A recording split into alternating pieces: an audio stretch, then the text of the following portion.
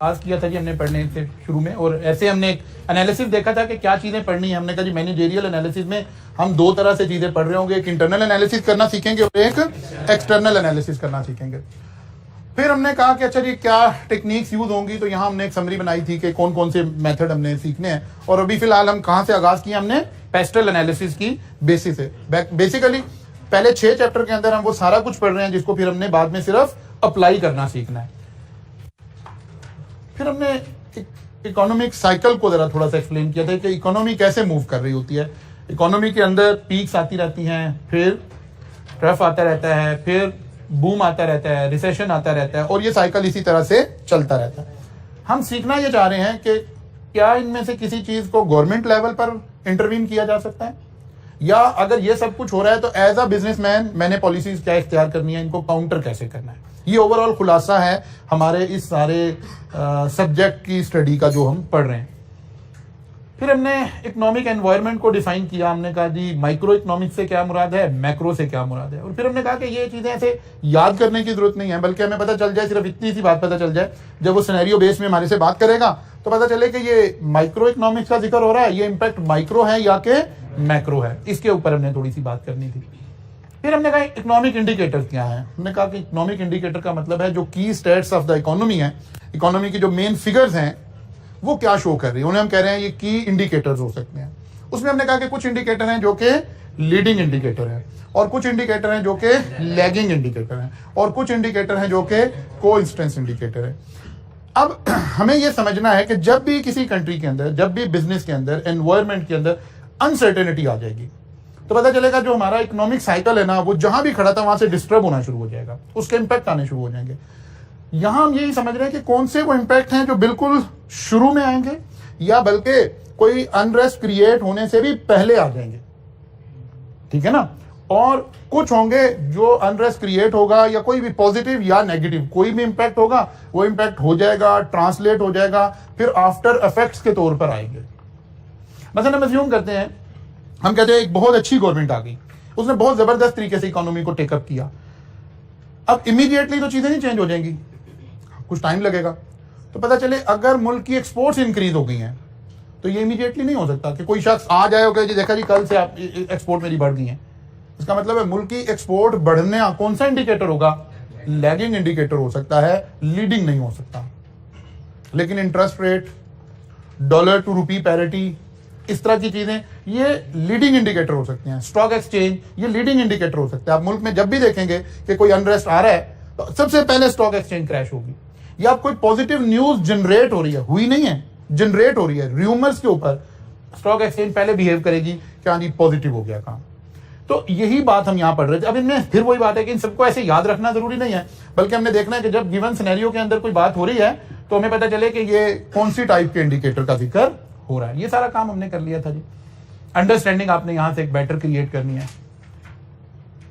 ये सारी expansion, contraction और ये सारी बातें हम ऑलरेडी डिस्कस करके गए हुए।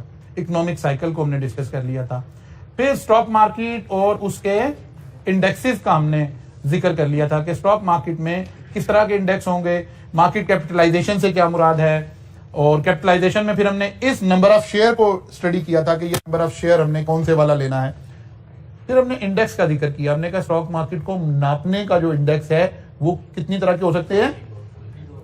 KSE 100 इंडेक्स है हमारे पास, 30 इंडेक्स है हमारे पास, ऑल शेयर इंडेक्स है हमारे पास। फिर थोड़ा सा क्योंकि MCQs का भी सामना है तो हमने देखा कि किताब ने जो बात ऐसी लिख दी है जो MCQs में आ सकती है, तो हमने थोड़ा सा उसको भी टेकअप कर लिया कि जी जो 100 इंडेक्स है ये 100 कंपनी से मिलकर बना हुआ है और ये फ्री फ्लोट से कैलकुलेट हो रहा होता है, इसकी बेस वैल्यू 1000 थी। जो 30 इंडेक्स है ये 30 कंपनी से मिलकर बना हुआ है, ये भी फ्री फ्लोट से कैलकुलेट होता है, इसकी बेस वैल्यू 10,000 थी। जो कुछ किताब में था हम वहां तक आपको बता रहे, एक्स्ट्रा उसके अंदर नहीं जा रहे। फिर जनाब ये सारा काम हमने किया और लास्ट टाइम हमने इन्फ्लेशन की बात की थी। इन्फ्लेशन को भी हमने एक्सप्लेन कर लिया था और यहां से शुरू करना है मेरा ख्याल है। ऐसे personal income is the amount of money collectively received by a person.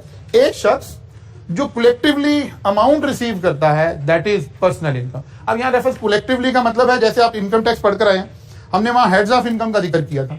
इसका मतलब है यहाँ हम ये कहना चाह रहे हैं जो ऑल हेड्स ऑफ इनकम से उसको इनकम आ रही होगी। मसलन अगर वो कहीं जॉब कर रहा है, सैलरी से इनकम आ रही है, कोई प्रॉफिट है वहां, बिजनेस कर रहा है वहां से कोई प्रॉफिट आ रहा है, किसी कंपनी में इन्वेस्टमेंट की हुई है वहां से डिविडेंड्स आ रहे हैं, कोई प्रॉपर्टी उसके पास थी वो उसने रेंट पे दी हुई है वहां से उसे रेंट आ रहा है। वो कह रहे हैं कि वो तमाम इनकम जो उसके पास आ रही है उसको हम क्या कह रहे हैं, ये उसकी पर्सनल इनकम है। फिर हमने कहा कि पर्सनल इनकम को हम दो तरह से मेजर करते हैं, दो तरह से उसका इंपैक्ट एवेल्युएट करते हैं। One is called disposable income. Disposable income का क्या मतलब है? Income left after paying federal, state and local taxes and any other mandatory payment to the government. यानी अगर हम इसे अकाउंटेंट की लैंग्वेज में बोलें तो क्या है ये? Very good, profit after tax, income after tax. यानी ये वो इनकम है जो मेरी डिस्क्रिप्शन पर आई है, जिसको मैं खर्च करूंगा। कुछ तो मेरी मैंडेटरी पेमेंट्स हैं, गवर्नमेंट कहती है आपने ये पैसे कमाए, इतना टैक्स हमारा है, इतना टैक्स हमारा है। और कोई भी ऐसी अमाउंट जो मैंने गवर्नमेंट को देनी है, फेडरल गवर्नमेंट है या स्टेट है या लोकल टैक्सेस हैं, वटेवर, किसी भी रेगुलेटरी बॉडी को जो मैंने पेमेंट कर देनी है, वो इनकम हमने उसमें से माइनस कर दी। जो रिमेनिंग इनकम है उसको हम क्या बोल रहे हैं? डिस्पोजेबल इनकम बोल रहे हैं। Shelter, food, debts are usually paid using disposable. यानी अब जाहिर है जो सारे खर्चे मेरे हो रहे होंगे वो कहां से हो रहे होंगे? डिस्पोजेबल इनकम में से हो रहे हैं। इसको थोड़ा सा इकोनॉमिक्स के लिए हम इसको और थोड़ा सा डिफाइन करते हैं। अच्छा, खैर अभी एक पॉइंट और आ रहा था, level of consumer spending also depend on disposable income. अगर मेरी डिस्पोजेबल इनकम बढ़ जाए तो मेरी स्पेंडिंग भी बढ़ जाएगी खुद ब खुद ही। जैसे हम वो एक सेइंग है कि मनी स्पीक्स, तो खुद ब खुद ही जब पैसा आना शुरू होता है तो वो कहीं ना कहीं किसी ना किसी तरीके से रिफ्लेक्ट भी हो रहा होता है, बिकॉज आपकी स्पेंडिंग इंक्रीज हो रही होती है, आप अपना स्टेटस ऑफ लिविंग इंक्रीज कर लेते हैं, वटेवर जो भी है वो कहीं ना कहीं इंपैक्ट हमें नजर आ रहा होता है। डिस्पोजेबल इनकम कैसे कैसे इंक्रीज हो सकती है वैसे अगर हम सोचें तो? एक तो पर्सनल इनकम बढ़ाकर की जा सकती है कि मेरी पर्सनल इनकम बढ़नी शुरू हो, और एक हो सकता है मेरी पर्सनल इनकम तो उतनी रहे लेकिन गवर्नमेंट टैक्सेस रिड्यूस कर दे, तो भी मेरी डिस्पोजेबल इनकम बेहतर हो सकती है। एक दूसरा वर्ड हम यूज करते हैं discretionary income. Income after paying for necessities like housing, food, health care, education, transportation. अब इकोनॉमी ने कुछ चीजों को नेसेसिटीज ऑफ लाइफ कह दिया। नेसेसिटीज पे करने के बाद अगर कोई इनकम बच गई है तो फिर उस इनकम को हम क्या कह रहे हैं? Necessity discretionary income. Disposable income कौन सी थी? After tax. फिर उसमें से नेसेसिटीज ऑफ लाइफ खर्च हुए, बाकी की जो अमाउंट बच गई उसको नाम हमने क्या कर दिया? Discretionary income. Can be spend on non essential item. अब यहां अब ये वाली इनकम डिस्क्रिशनरी इनकम होगी किसी कंट्री में तो फिर लग्जरी आइटम सेल हो रही होंगी, फिर non necessities of life sale हो रही होंगी, फिर लोग अपनी ख्वाहिशात पूरी करें। ये तो जरूरियात की बात हो रही है। नेसेसिटीज ऑफ लाइफ का तो मतलब है जरूरियात के ऊपर स्पेंडिंग करना, और इसका मतलब है ख्वाहिशात के ऊपर स्पेंडिंग करना। वो कह रहे अगर ये इनकम बढ़ेगी, ये इनकम किसी के पास होगी तो फिर वो अपनी ख्वाहिशात पूरी कर सकेगा। Fun money to spend on thing you do not really need. अब आप कोई होटलिंग कर रहे हैं, अब आप कोई एंजॉय कर रहे हैं, कोई ट्रेवलिंग कर रहे हैं, कोई इक्विपमेंट खरीद रहे हैं, कोई अच्छा मोबाइल खरीद रहे हैं, कोई अच्छी गाड़ी खरीद रहे हैं, वो सब यहां फॉल कर रहा है, इन दो नीचे वाले पॉइंट में फॉल कर रहा है। लेकिन इसके लिए जरूरी है कि आपके पास डिस्क्रिशनरी इनकम हो, खाली इनकम होने का कोई फायदा नहीं है। इसका मतलब है हम कल को ये देखना चाह रहे होंगे, जब हम कभी बिजनेस सिनेरियो में इसको जाकर यूज करेंगे तो हम कहते हैं कि जी इनकम लोगों की बड़ी हैं, तो हमें फौरन सुनने में तो फौरन से क्या लग रहा है कि अच्छा इनकम बड़ी है, इसका मतलब खुशहाली आई है। ये बात हम क्यों पढ़ रहे हैं? हम कह रहे हैं नहीं, पहले पता करें कौन सी इनकम बढ़ी है। इनकम बढ़ी है साथ ही टैक्स भी बढ़ गए हैं, तो पता चला डिस्पोजेबल इनकम भी नहीं बढ़ी। इनकम बढ़ी है लेकिन महंगाई उससे कई गुना ज्यादा बढ़ी है, तो डिस्पोजेबल इनकम उल्टा कम होगी आपकी। देखना है कि रियल इनकम कब बढ़ी है, जब आपकी डिस्क्रिशनरी इनकम में इजाफा हुआ, आपकी जरूरियात जिंदगी माइनस करने के बाद जो पैसे बचे हैं वहां आप कहां खड़े हैं।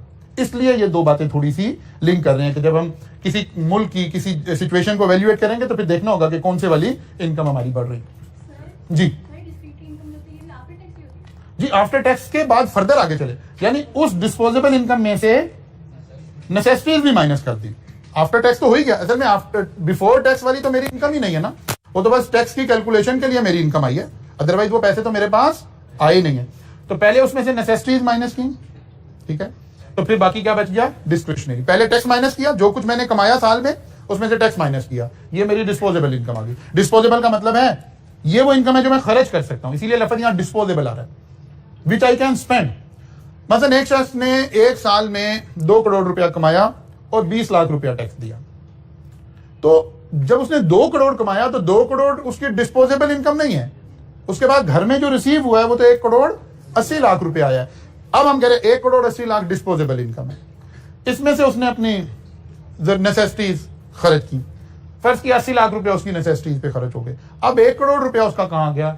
डिस्क्रिशनरी इनकम पर आ गया। जो पर कैपिटा इनकम है वो भी आगे जिक्र आने लगा उसका, वो हम ओवरऑल कंट्री की इनकम की बात कर रहे हैं, ठीक है ना, ओवरऑल मुल्क की इनकम की बात है, ये पर्सनल की बात हो रही है, इंडिविजुअल की बात हो रही है जी। अभी आने लगा, आज ही के लेक्चर में हम यहां पहुंच जाएंगे, आज ही के लेक्चर में अभी हम यहां पहुंच जाएंगे। अच्छा जी, गवर्नमेंट पॉलिसी। अब हम देख रहे हैं कि असल में दूसरी जो बात अभी हम जिक्र करने लगे हैं, जिसका हम देखने लगे हैं कि क्या गवर्नमेंट पॉलिसीज, वो जो इकोनॉमिक साइकिल चल रहा था, क्या उसको कहीं इंटरवीन कर सकते या ये खुद ही चल रहा है कुछ साइकिल, उसके लिए हम कुछ बातें पढ़ रहे हैं। हम कह रहे हैं गवर्नमेंट असल में, वैसे तो गवर्नमेंट ने बहुत सारे काम करने होते हैं, ये भी डिसाइड करना होता है कि वोटिंग करानी है कि नहीं करानी है, ठीक है ना, लेकिन बाकी बहुत सारे काम है जो गवर्नमेंट ने करने हैं। अभी हम इकोनॉमिकली 2 इंपैक्ट देख रहे हैं कि गवर्नमेंट के हाथ में 2 बड़े काम आ जाते हैं। One is called monetary policy. Monetary policy किसको कहते हैं? Set of action that can be undertaken by the national central bank, जैसे हमारा कौन सा बैंक आ गया? State bank of Pakistan, to control the overall money supply and achieve sustainable economic growth. यानी मॉनेटरी पॉलिसी का मतलब है to control money supply in the market. अगर हम इसे और मुख्तसर करना चाहें, to control money supply in the market. Market में, इकोनॉमी में कितना पैसा सर्कुलेशन में होगा, इसको कंट्रोल करने के लिए गवर्नमेंट के पास इख्तियार आता है, क्योंकि गवर्नमेंट के अंडर ये काम कर रहा होता है सेंट्रल बैंक। तो गवर्नमेंट वाया सेंट्रल बैंक अपनी पॉलिसीज को इंप्लीमेंट करती है, और सेंट्रल बैंक जो है वो इंटरवीन कर रहा होता है मनी की सप्लाई को कंट्रोल करने के लिए थ्रू मॉनेटरी पॉलिसी। तो हम कहते हैं कि 2 तरह की मॉनेटरी पॉलिसीज अनाउंस की जा सकती हैं सेंट्रल बैंक से।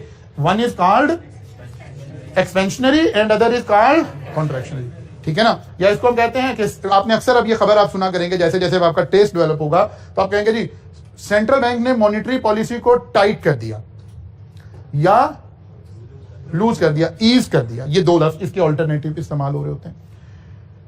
एक्सपेंशनरी का क्या मतलब है? जब हम इंटरेस्ट रेट को कम कर देते हैं। और कॉन्ट्रैक्शनरी का क्या मतलब है? जब हम इंटरेस्ट रेट को बढ़ा देते हैं। जैसे अगर अभी आप परसों की बात करें तो तकरीबन इंटरेस्ट रेट को मेजर ऐसे करते हैं, हम एक लफ्ज इस्तेमाल करते हैं बेसिक्स पॉइंट्स। 1% जो इंटरेस्ट रेट होता है ना, इसको हम कहते हैं 100 पॉइंट्स, ठीक है। इसका मतलब है अगर मैंने 0.5% इंटरेस्ट रेट बढ़ाना होगा ना, तो शाम को जो न्यूज चैनल खबर दे रहा होगा वो क्या दे रहा होगा? 50 बेसिक्स पॉइंट्स इंक्रीज कर दिया गया। तो परसों की अगर आप 2 रोज की पहले की खबर देखें तो आपने खबर सुनी कि 250 बेसिक्स पॉइंट्स जो है इंक्रीज किए गए। इसका मतलब है 2.5% इंटरेस्ट रेट एकदम से इंक्रीज हुआ है, ठीक है ना। अब इसके क्या इंपैक्ट आ रहे हैं, यहां हम थोड़ा सा ये सीखने की बात कर रहे हैं। Some of the available tool include revising interest rate up और डाउन, डायरेक्ट लेंडिंग, कैश और bank, and changing bank reserve requirement. वो कह रहे हैं स्टेट बैंक ऑफ पाकिस्तान के पास मॉनेटरी पॉलिसी के थ्रू मनी की सप्लाई को कंट्रोल करने के लिए कौन कौन से टूल्स हैं? तो पता चला 3 टूल हैं। एक इंटरेस्ट रेट को चेंज करना, हम इंटरेस्ट रेट को इंक्रीज कर सकते हैं, इंटरेस्ट रेट को रिड्यूस कर सकते हैं। Direct lending cash to bank, state bank और आपस में, ये कभी आप सीए फाइनल में जाकर पढ़ेंगे, बैंकिंग लॉज पढ़ेंगे, जब कई सारे लॉज हैं। सेंट्रल बैंक ने, स्टेट बैंक ऑफ पाकिस्तान ने डिफाइन करना है, ये एक बैंक है, फर्ज किया एमसीबी है। एमसीबी के पास जब आप अकाउंट ओपन करवा रहे हैं, एमसीबी के पास पैसा जाना शुरू हुआ, स्टेट बैंक विल डिफाइन कि एमसीबी ने जितना पैसा आया है उसमें से कितना पैसा इसने स्टेट बैंक को भिजवा देना और कितना पैसा है जो पब्लिक को या बिजनेस को लोन देना है, ठीक है। लेंडिंग से रिलेटेड सारी रेगुलेटरी जो रूल्स बन रहे होंगे वो कहां बन रहे होंगे? स्टेट बैंक के अंदर बन रहे होंगे। इसी को कहते हैं चेंजिंग बैंक रिजर्व रिक्वायरमेंट। कि बैंक, फर्ज करें, मैं अब आपको एग्जैक्ट फिगर नहीं दे रहा, समझाने के लिए फिगर दे रहा हूं। स्टेट बैंक ने कहा कि जितने भी पैसे आएंगे ना 30% तो आप स्टेट बैंक के पास रिजर्व मेंटेन करेंगे, 70% जो है वो आप पब्लिक को लोन देंगे, या और भी बहुत सारी रिक्वायरमेंट होगी, तो मैं ओवर सिंप्लीफाई करके आपके साथ बात करूं। एक ये पॉलिसी चल रही है, अगले दिन खबर आती है कि स्टेट बैंक ने कहा है कि नहीं, ये 40% हो गया और ये 60% रह गया। तो मनी की सप्लाई बढ़ी के कम हो गई? कम हो गई। बात समझ आई? मनी की सप्लाई कम हो गई। इसी तरह से रेट चल रहा था, इसे हम काइबोर बोलते हैं, कराची इंटरबैंक समथिंग इस तरह का काइबोर रेट इसको बोलते हैं, ठीक है। फर्ज करें काइबोर चल रहा था 12% और ये परसों वाली के बाद हो गया 14%, ठीक है ना। यानी जब हम इंटरेस्ट रेट को इंक्रीज कर देते हैं तो मनी सप्लाई पे क्या फर्क पड़ता है? मनी सप्लाई बढ़ती है कि कम होती है? क्यों कम होती है? लोगों को बैंक में इन्वेस्ट करके ज्यादा प्रॉफिट मिल रहा है। चलो लफ्ज इंटरेस्ट नहीं लिखते, जिया साहब की ख्वाहिश के मुताबिक, ठीक है ना। उन्होंने जब उनका मार्शल्लाह लगा हुआ था तो उन्होंने इकोनॉमी को इस्लामाइजेशन करने की कोशिश की, तो उसमें उन्होंने कहा कि जी आइंदा लफ्ज इंटरेस्ट नहीं लिखा जाएगा, प्रॉफिट लिखा जाएगा। तो ठीक है ना, इसलिए हमने प्रॉफिट लिख दिया। एक तो रीजन ये हो गई। अब बताइए, जब मेरे पास पैसा है और मैं वो पैसा इन्वेस्ट कर रहा हूं बैंक के साथ, तो जो मेरे पास इनकम बची वो क्या हो गई? कम हो गई। मेरा इन हैंड अमाउंट क्या रह गई? कम रह गई। जब इन हैंड अमाउंट कम रह गई तो ऑब्वियसली मेरी स्पेंडिंग भी कम होगी, तो मनी सप्लाई मार्केट में कम होना शुरू हुई। एक तो इंपैक्ट आपने ऐसे समझना है इस बात का कि जब हम कहते हैं इंटरेस्ट रेट बढ़ा तो मनी सप्लाई कम कैसे हो गई, एक रीजन उसका, एक एस्पेक्ट इसके देखने का ये वाला है। एक दूसरा एस्पेक्ट है, मैं सोच रहा था यार गाड़ी लीज करवा लेता हूं। अब जब मैं बैंक के पास गया तो मुझे चला, मुझे तो फंड महंगा मिल रहा है। पहले तो 12% पे मिल रहा था, अब तो 14 पे मिल रहा है। यार तो बहुत महंगा है, मैं पैसे नहीं ले रहा। ये भी मनी सप्लाई रिड्यूस हुई, ये भी मनी सप्लाई जो मैंने बैंक से, यानी एक जो मेरे पास, ऐसे अकाउंटेंट की नजर से समझें इस बात को, एक एक्सपेक्ट है कि जो मेरे पास इक्विटी थी वो रिड्यूस हो गई है, मैंने अपना पैसा उठाकर बैंक में इन्वेस्ट कर दिया क्योंकि रिटर्न अच्छा मिल रहा है, ये इक्विटी के एंगल से रिड्यूस हो गया। अच्छा, मनी सप्लाई लोन के जरिए भी तो आ सकती थी, लोन मेरा महंगा हो गया, अब मैं लोन कम ले रहा हूँ। इसका मतलब है जब इंटरेस्ट रेट इंक्रीज किया हमने तो इकोनॉमी के अंदर पैसा कम हो गया, पैसे की सप्लाई कम हो गई। अब इसका दूसरा इंपैक्ट क्या राइज हुआ? जब पैसा की सप्लाई कम हुई तो डिमांड मार्केट में कम हो गई, चीजों की डिमांड मार्केट में कम हो गई, स्पेंडिंग कम हो गई। अभी कुछ अरसा पहले गवर्नमेंट ने एक रेगुलेशन पास की कि कोई भी गाड़ी जो इंपोर्टेड होगी, बैंक उसकी लीजिंग, एक रूल बनाया, मेरा ख्याल है, पता नहीं मैं फिगर ठीक नहीं बोल रहा, उसके पहले बैंक 100% गाड़ी की कॉस्ट की लीजिंग कर रहा था, आपसे एडवांस में 20% मांग रहा था, यानी 80% ऑफ द कॉस्ट जो थी वो बैंक आपको लीज में लीज कर देता था। देखो मैं आपसे बात कर रहा हूं 6 माह पहले की, स्टेट बैंक ने इस रेगुलेशन को चेंज किया और उन्होंने कहा नहीं, जो इंपोर्टेड गाड़ी होगी उसका 80% की बजाय रिड्यूस करके, मैं आपको समझाने के लिए कह रहा हूं, 30% कर दिया। एक मटेरियली इंपैक्ट डाला कि जी यहां लीजिंग नहीं प्रोवाइड हो सकेगी। इसका मतलब है आप गाड़ी आपने कैश से खरीदनी है, ठीक है ना। अब ये बात हो रही है एमजी और इस तरह की गाड़ियों की। उन दिनों में मैं खुद पर्सनली गाड़ी चेंज करने की सोच रहा था। मैं जब पहले दिन गया गाड़ी को चूज करने के लिए तो मुझे पता चला उस वक्त की प्राइस, बाद में वो एक टैक्स का इंपैक्ट भी आया, ये उस वक्त कोई 58 लाख रुपए की गाड़ी थी और इसके ऊपर कोई 5 से 6 लाख रुपया ओन चल रहा था। मैंने खैर थोड़ा सा देखा वेखा, जैसे कि इनिशियल सा इंसान सर्वे कर रहा होता है।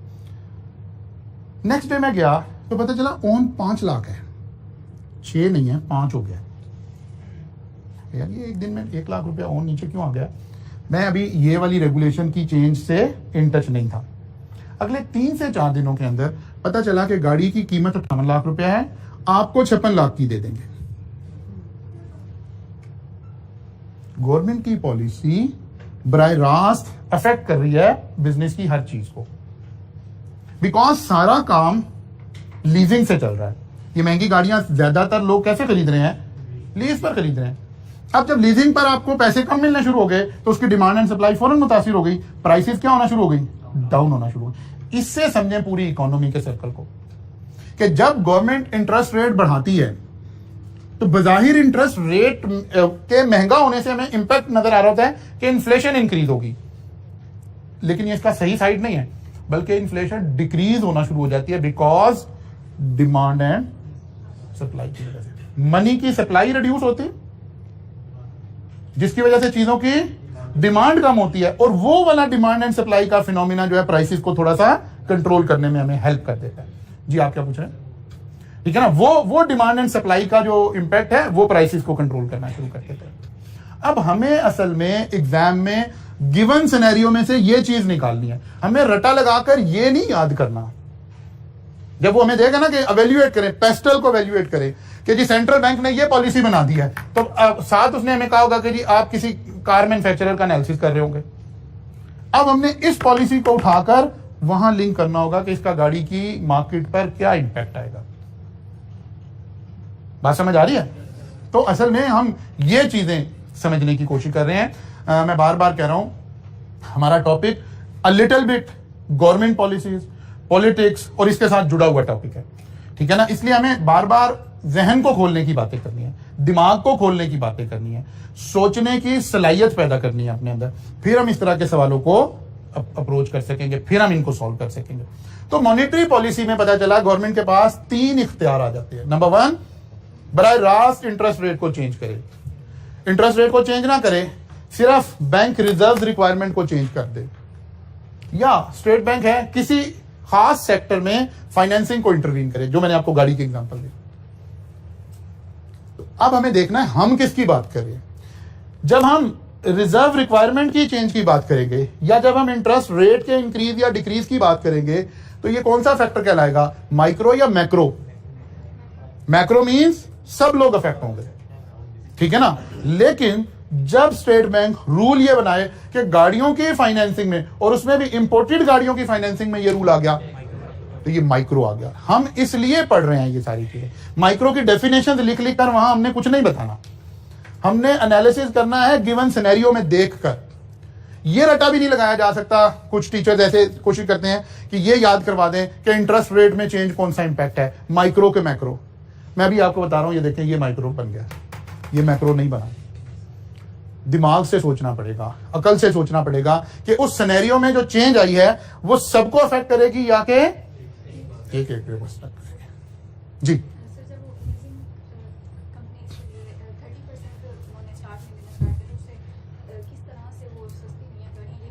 किस तरह से गाड़ियां सस्ती क्यों हो रही? हुआ ये, मैंने अभी कहानी सुनाई कि हुआ क्या, गाड़ियां हमारे मुल्क में गाड़ी लीज पर मिल जाती है। मैं थोड़े एक्चुअल फिगर शेयर करता हूं। 10% प्राइस आप पे कर दें तो आप गाड़ी लीज करवा सकते हैं। इसका मतलब है 1 करोड़ की गाड़ी के लिए वो शख्स भी खरीदार हो सकता है जो 10 लाख दे सकता हो। तो डिमांड के ऊपर प्रेशर इंक्रीज हो रहा है ना। गवर्नमेंट ने कहा नहीं, जिसके पास 10 लाख है वो ना गाड़ी लेने आए, जिसके पास 40 लाख है या 50 लाख है वो आए। तो गाड़ियों की डिमांड कम हो गई। जब डिमांड कम हो गई तो अब डिमांड एंड सप्लाई का फिनोमिना काम कर रहा है। सबसे पहले ऑन उठाना शुरू होगा, फिर लोग पैनिक होना शुरू हो जाते हैं कि यार, जैसे मैं खुद जाती तौर पे मैं अपनी मिसाल दे रहा हूं कि मैं चार्टर्ड अकाउंटेंट हो गए, सारा कुछ हो गए, मैंने गाड़ी चूज पसंद MG की हुई थी, ठीक है ना। लेकिन जब ये एकदम से 3 दिनों 4 दिनों के अंदर गाड़ी की प्राइसेस नीचे आई, अब क्योंकि ये एक चाइना की मैन्युफैक्चर्ड गाड़ी है, तो मुझे डाउट क्रिएट हो गया कि कहीं इस व्हीकल की कोई प्रॉब्लम तो नहीं है, एकदम से 8-10 लाख रुपया गाड़ी क्यों नीचे आ गई। तो मैंने डिसीजन लिया कि नहीं यार, इसको नहीं खरीदना चाहिए। ये काम होना शुरू हो जाता है। अब लोग पैनिक हो गए। जिसने 58 लाख की बुक कराई हुई थी वो भी पैनिक हो गया, उसने कहा 57 की बेच दो एक दफा, बाद में देख लेंगे। ये काम शुरू हो गया। वो एक अलग बात है कि बाद में गवर्नमेंट ने इसके ऊपर एक और टैक्स लगा दिया और कहा जी वो तमाम गाड़ियां जो पाकिस्तान में असेंबल नहीं हो रही हैं उनके ऊपर एक टैक्स लग गया, और ये गाड़ी एक दिन में 21 लाख रुपया फर्दर महंगी हो गई। बात समझ आई है? फिर अगले ही कोई 1.5 महीने के बाद 1 डे में ये गाड़ी 21 लाख रुपया इस पर गवर्नमेंट का टैक्स लग गया, ये 21 लाख की महंगी हो गई। अब यही पॉलिसीज का इंपैक्ट तो हम इस पेपर में पढ़ने आए हैं कि गवर्नमेंट की पॉलिसीज का इंपैक्ट कैसे क्रिएट होगा। आप रोड पर आज जाते हुए देखिएगा, आपको अप्लाइड फॉर एमजी गाड़ी अब रोड पे नजर नहीं आएगी। शुरू में एकदम से एमजी ने आके बड़ी मार्केट संभाल ली थी, क्योंकि ये तीन गाड़ियां आपस में कंपटीशन में आ रही थी, एमजी, किया और टोसान। अब एमजी का इंटीरियर इंतहाई अच्छा, सारा कुछ, बड़े लेटेस्ट गैजेट्स और बड़ी जबरदस्त गाड़ी। जब आप गाड़ी में जाके बैठते हैं आप एक दफा कहते हैं यार क्या बात है, गाड़ी लेनी है तो यही लेंगे। लेकिन साथ ही जब प्राइस आई तो आप डाउट में पड़ गए, लेकिन गाड़ी में तो नहीं मसला। फिर गवर्नमेंट ने एक पॉलिसी चेंज कर दी, क्योंकि किया असेंबल यहां कर रहा है, टोसान असेंबल यहां कर रहा है, एमजी के साथ भी मुआहदा हुआ था कि असेंबल यहां करेगा, ठीक है ना। और ये उसे इंप्लीमेंट नहीं कर रहे थे, गवर्नमेंट ने कहा ऐसी की तैसी तुम्हारी। It's a good policy, it's a good policy. ये क्रिटिसिज्म में नहीं है, पॉजिटिव बातों को तो पॉजिटिव कहना पड़ेगा। अब ये हो गई 21 लाख की महंगी, अब किया छोड़कर इसे कौन ही खरीदेगा। आप रोड पर आप जाइएगा, इंपैक्ट नजर आएगा आपको, बिल्कुल ब्रांड न्यू एमजी नजर नहीं आएगी। अब एमजी इस वक्त क्या कर रहा होगा, दिन रात एक करके कोशिश कर रहा होगा कि मेरी मैन्युफैक्चरिंग यहां शुरू हो, ताकि अच्छा नॉर्मल इस गाड़ी पर टैक्स था 2 लाख रुपया गवर्नमेंट का, 19 लाख एक्स्ट्रा टैक्स लग गया, 21 लाख इंपैक्ट आ गया। अब एवरीबॉडी नोज कि गाड़ी तो ये उसके लेवल की है, लेकिन प्राइस इसकी फॉर्च्यूनर पे चली गई है। अब ये फॉर्च्यूनर तो नहीं है, ये वहां सर्वाइव नहीं कर सकेगी। ऐसे गवर्नमेंट इंटरवीन जब करती है, उसके किसी स्पेसिफिक बिजनेस पर क्या इंपैक्ट आ रहे हैं, यही हमारा पेपर है, यही हम स्टडी करने के लिए आए हैं। इसलिए हम ये सारी चीजें इस एनालिसिस के लिए सीख रहे हैं। ये रटा लगाने के लिए नहीं है कि आपने याद करना है और ये करना है, आपका दिमाग ओपन करना है, वहां से आपने चीजों को एनालिसिस करके नाम दे देकर आगे चलना है। सेकंड, गवर्नमेंट के पास पॉलिसी आ गई जी, फिस्कल पॉलिसी। इसका मतलब है बिजनेस से रिलेटेड गवर्नमेंट के हाथ में 2 पॉलिसी है, one is called monetary policy and other is called fiscal policy. Fiscal policy क्या है? Government policy on revenue, government के रेवेन्यू से रिलेटेड जो पॉलिसी है। क्या मतलब? टैक्सेशन या गवर्नमेंट की स्पेंडिंग या गवर्नमेंट की बोरिंग, इन 3 पॉलिसीज के को बात हम कहते हैं this is fiscal policy. Government कहते हैं जी नहीं हमने टैक्स लेने हैं, टैक्स बढ़ा दें, तो हम ये नहीं कहेंगे जी मॉनेटरी पॉलिसी चेंज हो गई, नहीं हम कहेंगे फिस्कल पॉलिसी चेंज हो गई। गवर्नमेंट ने टेक्सटाइल पर टैक्स बढ़ा दिया, इट्स अ फिस्कल पॉलिसी, ठीक है ना। गवर्नमेंट ने गाड़ी पर टैक्स बढ़ा दिया, फिस्कल पॉलिसी। आप समझ आइए। या स्पेंडिंग, गवर्नमेंट ने डिसाइड किया कि फलां सेक्टर में हम स्पेंडिंग नहीं करेंगे, तो कहते हैं जी रोड नहीं बनाएंगे, रोड इतने जरूरी नहीं है, पहले तालीम देंगे, पहले हॉस्पिटल देंगे, पहले सेहत की बात करेंगे। इसका मतलब है कहां चेंज आ रही है? फिस्कल पॉलिसी में चेंज आ रही है। अब एक है मेरी आपकी ख्वाहिश कि अच्छा हुआ बुरा हुआ, एक ये डिस्कशन पॉलिटिकल। हम यहां पॉलिटिकल डिस्कशन ऐसे नहीं कर रहे, बल्कि हमने देखना है एक ही पॉलिसी एक ही वक्त में किसके लिए अच्छी और किसके लिए बुरी है, ठीक है ना। कौन सा सेक्टर पॉजिटिवली इफेक्ट होना शुरू होगा और कौन सा सेक्टर नेगेटिवली इफेक्ट होना शुरू होगा। मसलन एमजी पे टैक्स लगना, एमजी के शू में जाकर देखेंगे तो बड़ा गलत काम हुआ, वो तो गालियां निकाल रहे होंगे गवर्नमेंट को, लेकिन स्पोर्टेज वाले झोलियां उठा उठा के दुआएं दे रहे होंगे। जो उसके साथ वाली कंपेटिटर थे, जो उन पे ये टैक्स नहीं लगा, वो तो कहेंगे यार जबरदस्त, ये तो कहानी आउट हो गई है। एक वक्त तो लग रहा था कि एमजी खा जाएगी दोनों गाड़ियों को, तो कहा हाँ अब ठीक हो गया काम। एक ही पॉलिसी एक के लिए अच्छी हो रही है, दूसरे के लिए बुरी हो रही है। अच्छा ओवरऑल अब हम उन दोनों को, गाड़ियों वालों को छोड़कर हम एज आ पाकिस्तान की इकोनॉमी के हिसाब से देखें तो हम कहें यार बड़ी अच्छी बात है, यहां गाड़ियां असेंबल्ड होंगी तो कम से कम हमारे कुछ लोगों को रोजगार मिलेगा, कुछ हम उसके ऊपर अपनी टैक्सेशन कर सकेंगे, कुछ हमारी इकोनॉमी के अंदर चीजें आना शुरू होंगी, तो यहां भी पॉजिटिव नजर आ रहा है। लेकिन किया के उसके एमजी के शू में जाएं तो नेगेटिव नजर आ रहा है। गवर्नमेंट ने डिसाइड किया कि सड़कें नहीं बनाएंगे, हॉस्पिटल बनाएंगे, स्कूल्स बनाएंगे, बड़ी अच्छी बात है। ओवरऑल बात करें एक सियासी, फिर भी हम कहेंगे अच्छी बात है। लेकिन वो कॉन्ट्रैक्टर जो गवर्नमेंट की सड़कें बनाते थे, आपके वो इदारे जो एनएलसी थे, जो और इस तरह के बड़े बड़े डेवलपर थे, इजहार लिमिटेड था, फलां कॉन्ट्रैक्टर एजेंसी थी, फलां, क्या उनके लिए भी अच्छा हो गया है? अब देखना है एग्जामिनर आपसे किसका एनालिसिस करवा रहा है। अगर तो एनालिसिस हो रहा है इजहार लिमिटेड का, तो हम कहेंगे बड़ा काम खराब हो गया है, बड़े हालात चैलेंजिंग होने वाले हैं, क्योंकि गवर्नमेंट ने डिसाइड कर दिया है कि वो अपनी स्पेंडिंग इस एरिया में कर्टेल करेगी। फिर एक दूसरा आदमी है जो हॉस्पिटल्स को इक्विपमेंट प्रोवाइड करता है, वो कहते हैं अच्छा अच्छा देखा इधर ये सड़कों का पैसा निकल के हॉस्पिटल में जाएगा, हॉस्पिटल पहले इक्विपमेंट ही खरीदेंगे तो चलेंगे ना, वो कह रहा होगा ये बड़ी अच्छी काम हो गया। एक्चुअली ऐसे हमने एनालिसिस देखना है, ऐसे हमने करना है, ये बात हम करने जा रहे हैं। तो फिस्कल पॉलिसी स्पेंडिंग या गवर्नमेंट बोरिंग, बोरिंग में दोनों बातें, गवर्नमेंट खुद उधार लेगी कि नहीं लेगी, ठीक है, और दूसरों को उधार देगी कि नहीं देगी, दोनों बातें अभी इस फिस्कल पॉलिसी। मतलब गवर्नमेंट कहती है जी हम कॉटेज इंडस्ट्री को फाइनेंस प्रोवाइड करेंगे, इसका मतलब है जो कॉटेज इंडस्ट्री है इसका बिजनेस अच्छा होने जा रहा है, हम किसान को फाइनेंस प्रोवाइड करेंगे, इसका मतलब है एग्रीकल्चर सेक्टर अच्छा होने जा रहा है। हम कहते हैं हम गाड़ियों को फाइनेंस नहीं प्रोवाइड करेंगे, इसका मतलब है ऑटोमोबाइल्स में थोड़ा सा डाउन आने वाला है। बात समझ आ रही? फिर गवर्नमेंट कहते हैं कि हम IMF से पैसा नहीं लेंगे, इसका मतलब है अब हम नेशनल लेवल पर बात कर रहे हैं। फिर देखना है कि जनरल गुफ्तगू करनी है या कोई सेक्टर की गुफ्तगू करनी है, फिर देखेंगे कि इसका इंपैक्ट कहां जाएगा। Fiscal policy based on idea that government could stabilize the business cycle and regulate economic output। ये इस आइडिया पर है कि हम अपनी पॉलिसी से कुछ ना कुछ बिजनेस साइकिल, अभी हम पढ़ा है इकोनॉमिक साइकिल जिसको हम कह रहे थे, कि उसके अंदर इंटरवीन कर सकती है, स्टेबलाइज कर सकती है गवर्नमेंट को।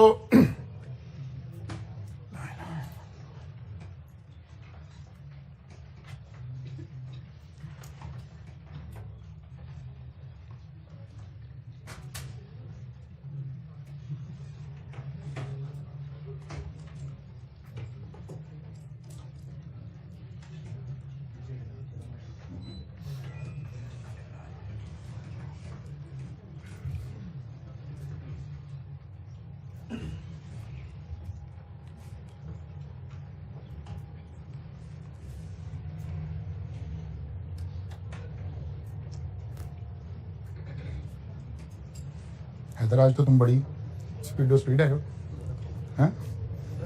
हाँ जी, वहां भी इम्पैक्ट आएगा बिल्कुल। अगर बोरिंग नहीं करेंगे तो वहां भी इम्पैक्ट आएगा, फंड होंगे नहीं, देंगे कैसे? लेकिन हो सकता है आप उस वक्त नारा लगा रहे हो कि हमने इज्जत की जिंदगी जीनी है, फिर क्या करेंगे?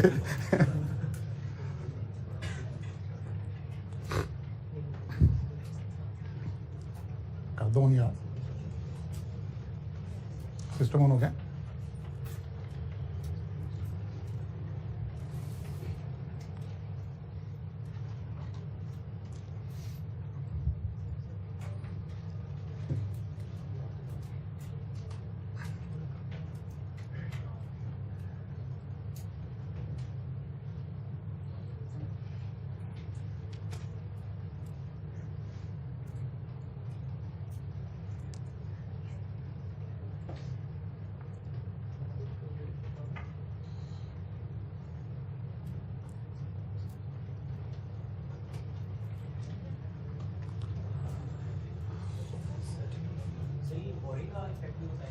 ये बताने लगे ऊपर वाला है।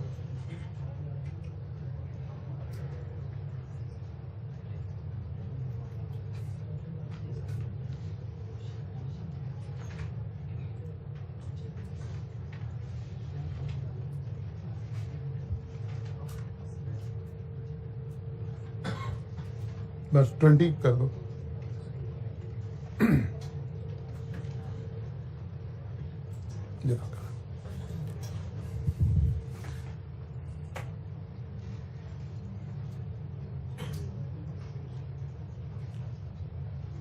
जी ऑन हो गया आपका?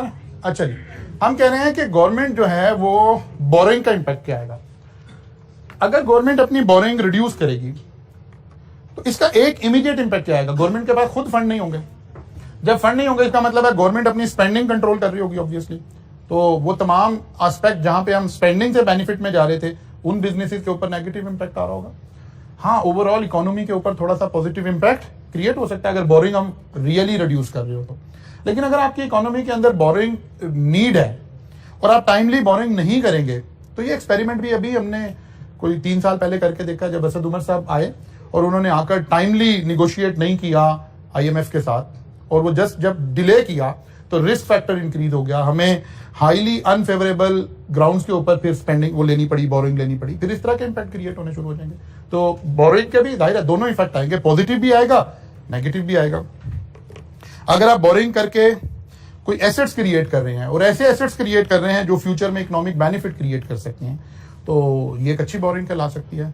लेकिन अगर आप बोरिंग करके ऐसे प्रोजेक्ट्स लगा रहे हैं जिनको चलाने के लिए आपको सब्सिडी देनी पड़ रही हो, जैसे ये मेट्रो बसेस हैं, हमारी ऑरेंज लाइन है, ये सारी चीज़ें हैं, ये ऑब्वियसली फर्दर इकोनॉमी के ऊपर बोझ बनेगी, बर्डन बनेगी, तो ये एक अच्छी जगह नहीं होगी।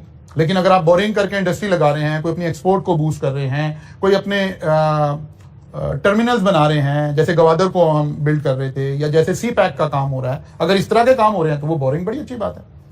लेकिन अगर आप उससे मेट्रो और ऑरेंज बसेस बना रहे हैं तो वो एक एंगल से बिल्कुल ठीक नहीं है। ऑब्वियस सी बात है कि वो तो इकोनॉमी, वो तो अपनी कॉस्ट भी बियर नहीं कर रहे हैं, तो फिर उसको कैसे लेके चलेंगे। तो ये ऑब्वियसली ये सारी चीजें हमें सिनेरियो में ही देखनी पड़ेंगी कि कौन सी चीज पॉजिटिव हो रही है और कौन सी चीज नेगेटिव हो रही है।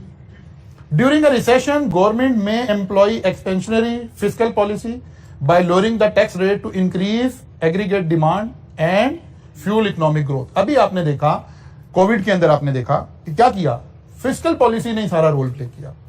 जो इंटरेस्ट रेट रफली 12% था उसको हम थोड़े से अरसे में रिड्यूस करते करते करते 8% पर ले आए। ये यही काम कर रहे थे। बहुत सारी सेक्टर में हमने टैक्स की छूट दी, टैक्स के रेट रिड्यूस किए, छूट दी। जिन जिन इदारों को लोन लिया हुआ था उनको रीशेड्यूल कर दिया, बैंकों को कहा कि ये आप लोन की अभी किस्त नहीं लेंगे। फिर एक एक्सपोर्टर को एक लोन दिया गया इस टेन्योर के दरमियान जो तकरीबन 2.5-3% के ऊपर था सिर्फ। ठीक है, ये सारे वो काम थे, ये सारे वो पॉजिटिव काम थे जो फिस्कल पॉलिसी के थ्रू इस टेन्योर के अंदर गवर्नमेंट ने किए। हर वो अच्छा काम जो कर रहे होंगे वो तो अच्छा ही कहलाएगा, वो तो हर जब आप उसे डिस्कस करेंगे वो जाहिर है पॉजिटिव बात में पॉजिटिव के अंदर चला जाएगा। इसका मतलब ये हुआ इकोनॉमिक साइकिल में इंटरवीन करने के लिए या बिजनेस को इंपैक्ट क्रिएट करने के लिए गवर्नमेंट के पास दो डायरेक्ट टूल आ गए, one is monetary tool and other is fiscal tool. अच्छा जी, अब कुछ थोड़ी सी बातें इंटरेस्ट रेट से रिलेटेड हो रही हैं, जो भी हमने पढ़ा था कि ये किसका हिस्सा है, मॉनेटरी पॉलिसी का। तो अगर हम कॉन्ट्रैक्शन मॉनेटरी पॉलिसी की बात कर रहे हैं, यानी मॉनेटरी पॉलिसी को टाइट करने की बात कर रहे हैं, तो क्या हो रहा होगा, increase in interest rate by state bank of Pakistan, जिसको हम कहेंगे tightening of monitoring policy. Promote saving, क्योंकि इंटरेस्ट रेट क्या किया आपने, इंक्रीज किया। Promote saving and slow the growth of money supply and bring down inflation. वो मैंने भी गाड़ी वाले एग्जांपल से आपको बात समझाई। Reduction in the money supply as investment is encourage. जैसे जैसे इन्वेस्टमेंट बढ़ेगी तो जाहिर है मनी सप्लाई क्या होना शुरू हो जाएगी, कम होना शुरू हो जाएगी इकोनॉमी में जो मनी सप्लाई है। Slow down over heated economic growth, economic growth को भी जाहिर है थोड़ा सा इंपैक्ट करेगी। अगर आपको लग रहा हो ना, जिसे हम कहते हैं बबल इकोनॉमी चल रही है जी सट्टा हो रहा है जी इकोनॉमी में, जी चीजें दिनों में बढ़नी शुरू हो गई हैं, तो कहीं उसको रिड्यूस करने के लिए हमें इस तरह की पॉलिसीज अप्लाई करनी पड़ेंगी। Second last, reduction in money supply as investment is encourage. ये अभी मैंने एक्सप्लेन किया, मैं करता हूं। पहले मुझे मेरी इन्वेस्टमेंट पर मिल रहा था 12%, गवर्नमेंट ने कहा नहीं नहीं जनाब अब 14% मिलेगा। तो जो मेरे पास पैसा था वो मैंने उठा के बैंक में इन्वेस्ट कर दिया। अब मेरी पॉकेट में पैसा नहीं है, अब मैं क्या कर रहा हूं, मनी सप्लाई क्या हो गई है, रिड्यूस हो गई। इकोनॉमी में मनी सप्लाई रिड्यूस हो गई है। मेरे पास पैसा, ऐसे समझिए, एक पैसे के बिहेवियर को ऐसे समझें, पैसा जब आपके पास होता है ना तो वो रोज अंदर से वादे लगा रहा होता है, मुझे खर्च दो कहीं, ये ना ले लें, ये ना वो। अच्छा वो देखा आपने, वो गाड़ी चेक की है। अच्छा जब नहीं होता आपके पास पैसा, हार्ड कैश आपके पास, वो कहते हैं मोबाइल आया है, वो कहते हैं हाँ यार ये भी ठीक ही चल रहा है। फिर अंदर से ऐसी आवाजें आनी शुरू होती है। तो ये वो वाली बात लिखी हुई है कि रिडक्शन इन मनी सप्लाई होगी बिकॉज आपने पैसा उठाकर इन्वेस्ट कर दिया। इन्वेस्ट क्यों कर दिया है, क्योंकि आपको ज्यादा इंटरेस्ट रेट मिल रहा था, आपको लगा यार मुझे इन्वेस्टमेंट करने से ज्यादा फायदा होगा। अब मेरे पास कैश इन हैंड नहीं है, मेरे बैंक में पैसा नहीं पड़ा, बल्कि मैंने उठा के इन्वेस्ट कर दिया, तो वो दूसरे वाली आवाजें निकाल रहा है जी।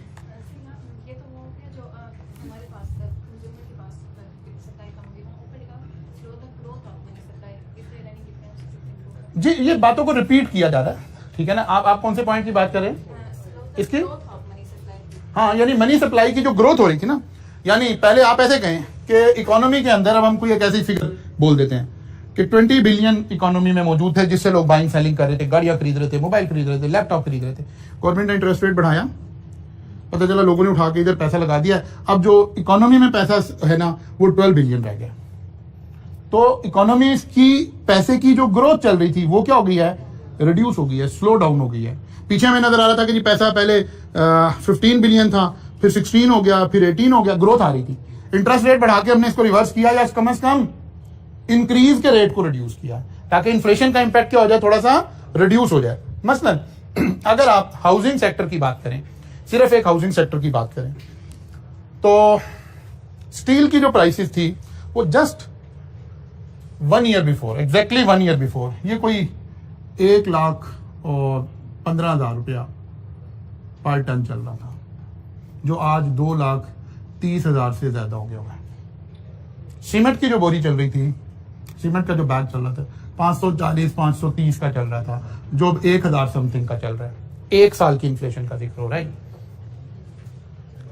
1 ईयर की इन्फ्लेशन का जिक्र हो रहा है।